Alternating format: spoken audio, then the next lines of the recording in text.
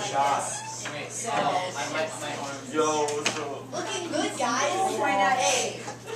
Good hug. I see you. Oh, that's backwards. Yeah, wait, very Driscoll out there. Hey, Griffin. Keep my leg. The leg's the most important thing. If you want to be in and you're not, just move over a little bit. Move your chairs over a little bit. Okay. My leg is here. I can move this. Yeah, that's fine. That person, make sure you have the questions up, so when it's your turn to go. So what I have done for each group, you guys hear, right, is I put a 1 and a 2 next to the ones that I want you to ask. Now, a couple things. We have to be quiet, okay, when we're talking to her, because I'm not sure with the noise and things like that. You got a lot of people in the classroom, okay? So please don't talk when she's talking or when somebody's asking a question. If you have a question for her, you know, she's talking about something, you have a question for her, please raise your hand at that point and have her answer it. Okay? Is there any questions for me? Yes. Yeah. So why don't you guys decide to give you like a minute or two, and then I'm going to get Nicole, and hopefully it'll work. Decide who's going to ask the questions. You're going to ask number 1 and 2. If you really, really feel strongly about one of the questions that you asked, and I didn't put 1 or 2, let me know. Gianni feels very strongly about the animal one. He wants to know about dangerous animals in Spain, which is fine. But like food, for example, I chose one of the groups for food because everybody was curious about food. Okay, so okay, so quickly.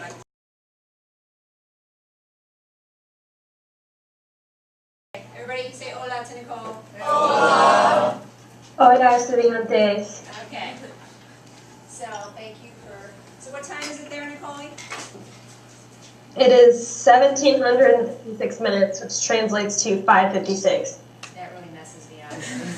Are you able to understand the majority of the people who work at businesses you go to? For the most part, yes. Sometimes it can be hard, especially if there's like a lot going on and it's really busy and you can't really hear exactly, but it helps a lot when you actually look at the person. Because what I've noticed is when I'm trying to understand my host mom when I'm eating dinner, it's really hard when you're like looking down at your food and trying to understand what she's saying. You have to like actually look at her and pay attention. But yeah, I haven't really had any instances where I was like completely clueless of what was going on yet, which is nice. All right, and then are you going to visit any other countries while you are in Europe?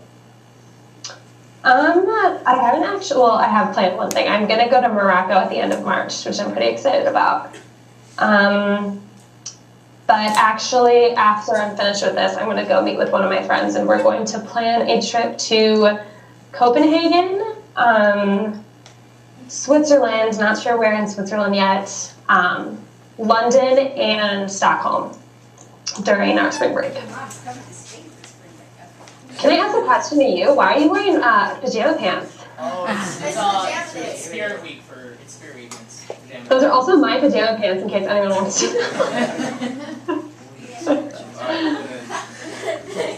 Our last question. Are there any dangerous animals? There's some pretty feisty pigeons, but other than that, not really. There's a lot of feral cats though, actually. Did you guys hear that? Feral cats? Feral cats. Yeah, like there's just cats like walking around, yeah. What has been the hardest cultural difference to adapt to? Probably the time difference in eating. Because I usually wake up around 8, and I have class from 9 to 11, and then 11 to 1. And I'm usually starving by the end, because usually at home I eat lunch around like 11, but they don't eat till like 3. And then dinner is usually at 9 or 9:30.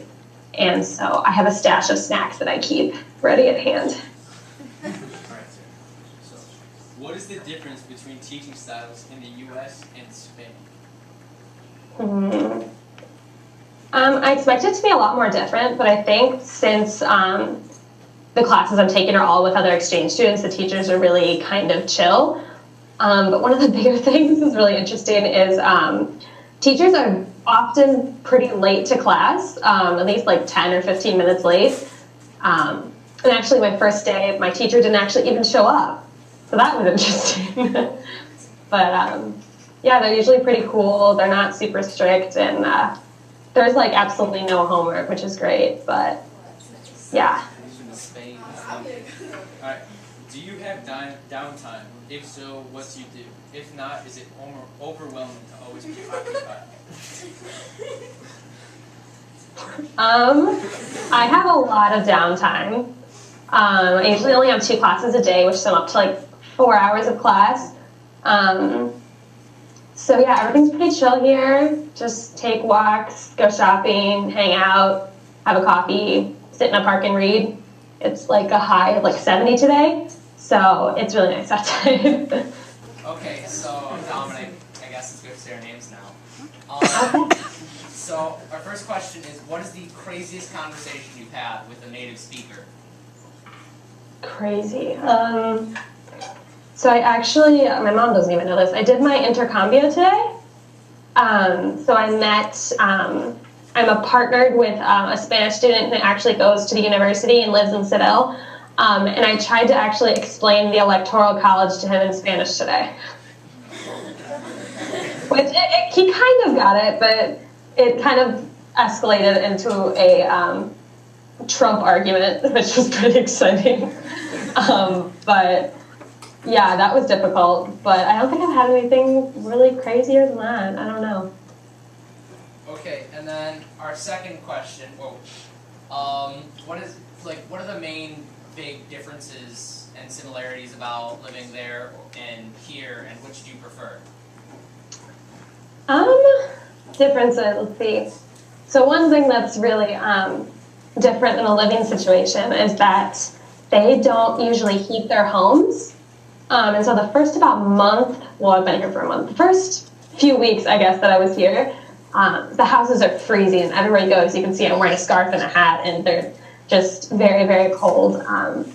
And so that's really different because you have to wear like socks in the house and slippers and stuff like that. And then also in Seville, it doesn't rain like at all. So they're really conscious of conserving water. So usually when you shower, you have to turn off the water when you're like shampooing, which is like freezing. You're standing there and you're like trying to shampoo and it's really cold. Yeah, so those are different things. Everything's a lot more like slow paced. So like when you go to a restaurant and you hang out and you're probably going to be there for like 3 hours because the service is going to be pretty slow. It's difficult sometimes to communicate, and are some words different than what you've learned? Different.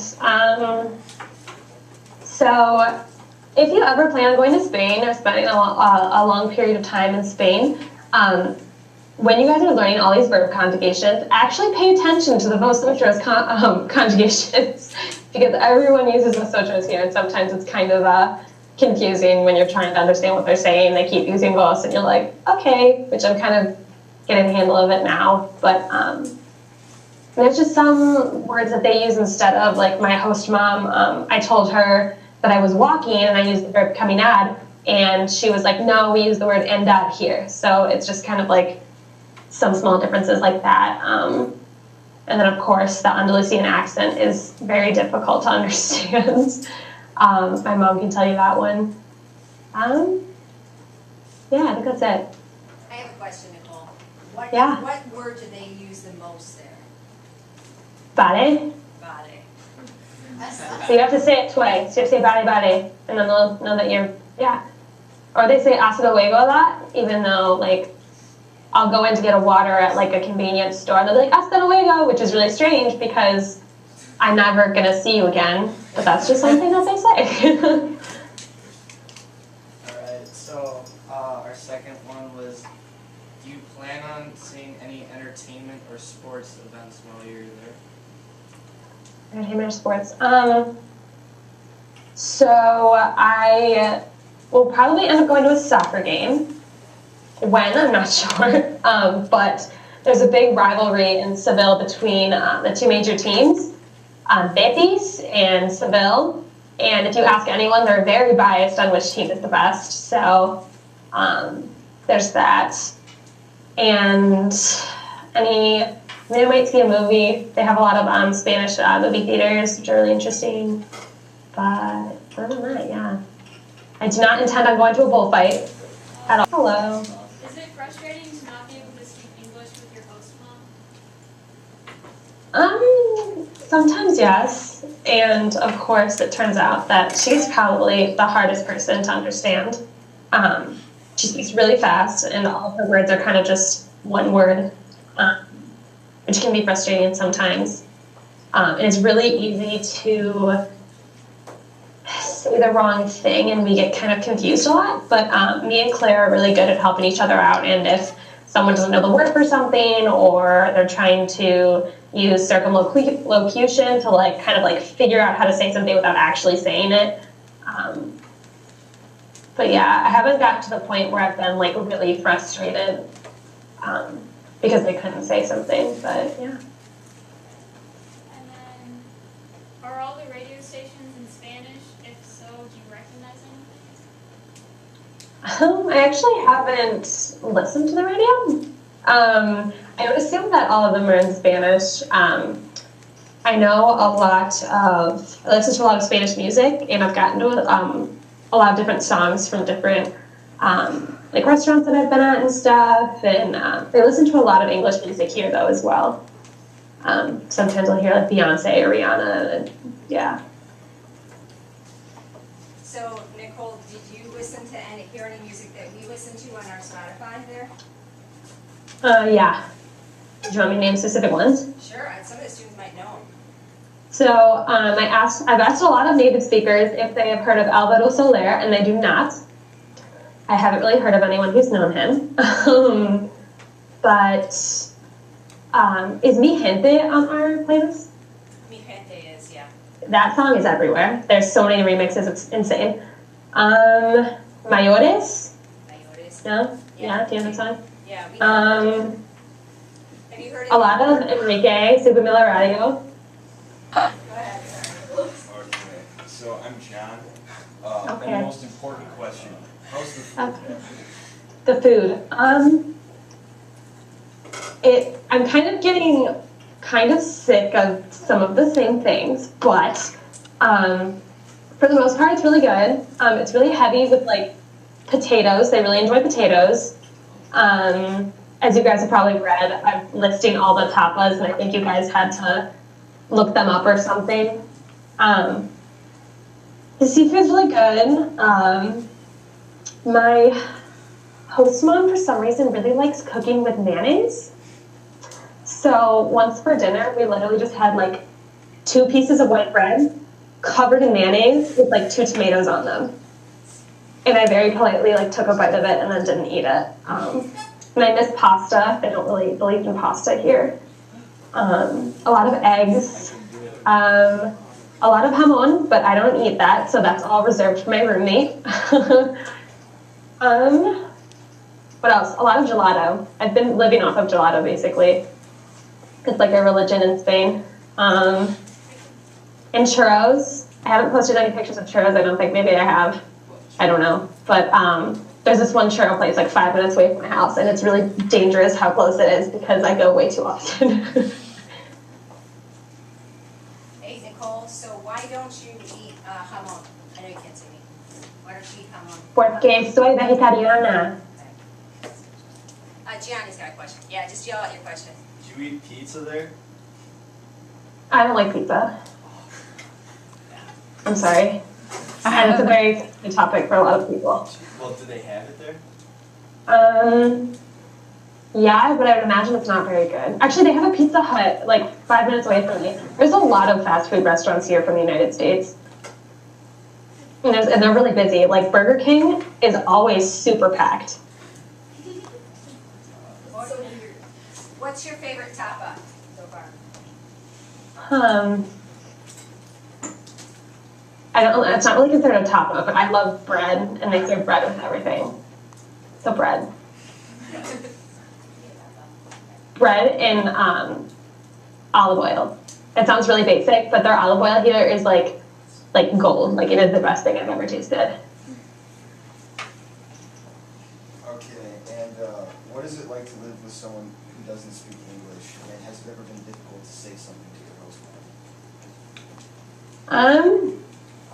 Yeah, it's difficult.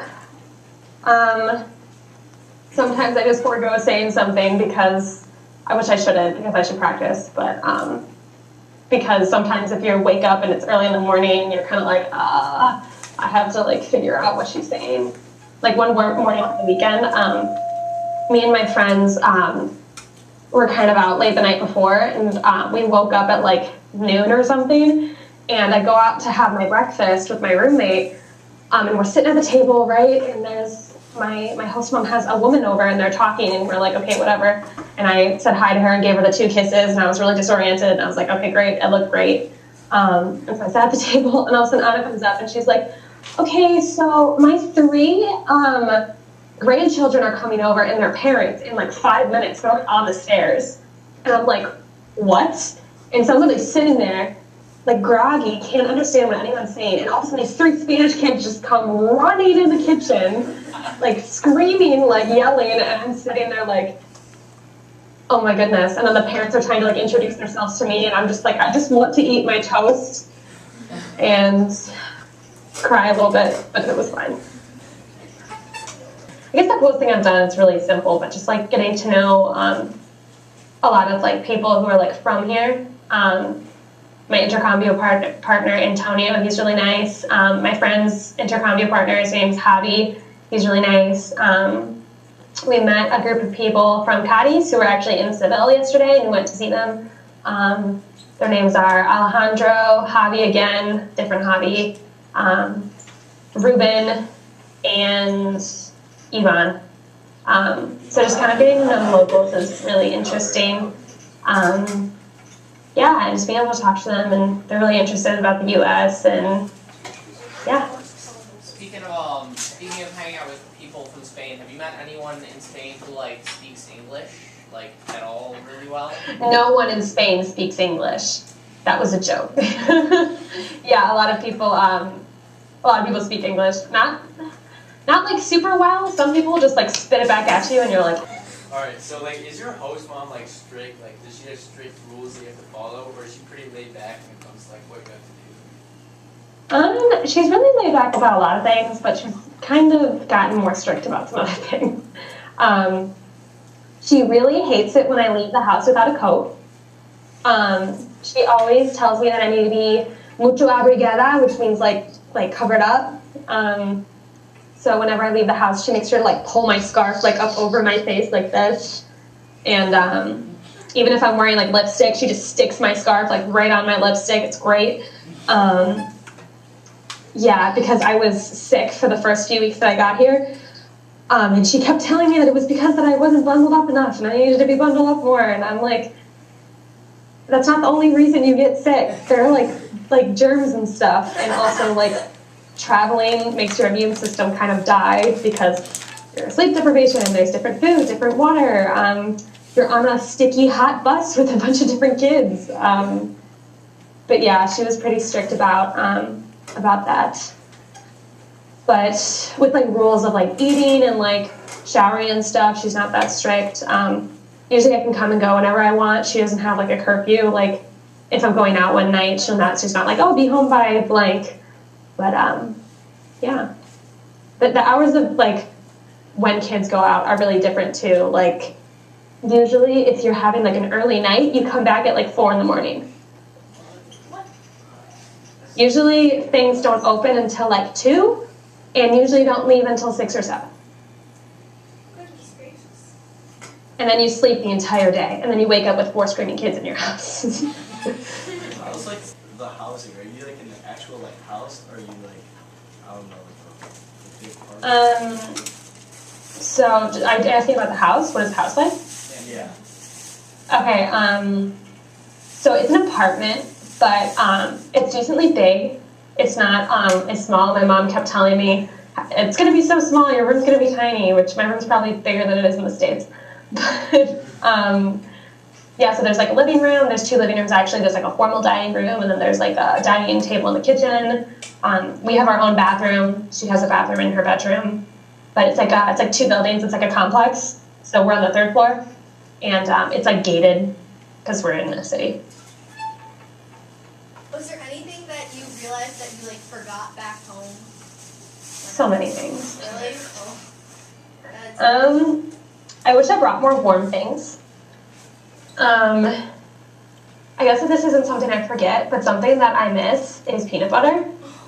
We don't believe in peanut butter here. What? And I'm addicted to peanut butter, so that's a problem.